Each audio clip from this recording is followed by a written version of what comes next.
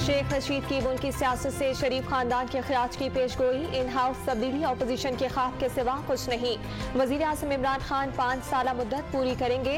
वजीर दाखिला का अपोजिशन पर जाती मुफाद की सियासत करने का इल्जाम।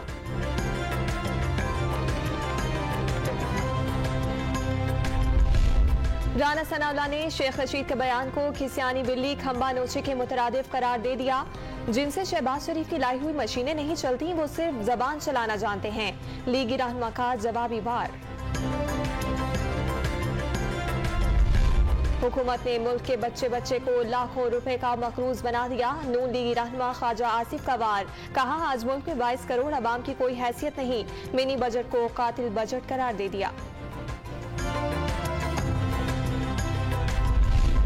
महंगाई का तदारुक करने की कोशिश कर रहे हैं। 2023 से कबल महंगाई के जिन को बोतल में बंद कर देंगे। वजीर खारजा शाह महमूद कुरैशी का दावा।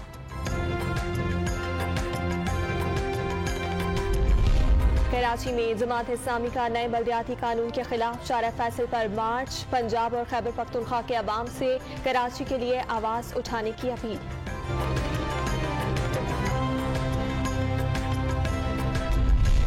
और टेनिस स्टार नोवाक जोकोविच ऑस्ट्रेलिया से मुल्क बदर कर दिए गए। जोकोविच कोरोना वैक्सीन लगवाए बगैर ऑस्ट्रेलियन ओपन खेलने पहुंचे थे। वीजा मंसूही के खिलाफ अपील मुस्तरद होने के बाद वापस भेजा गया।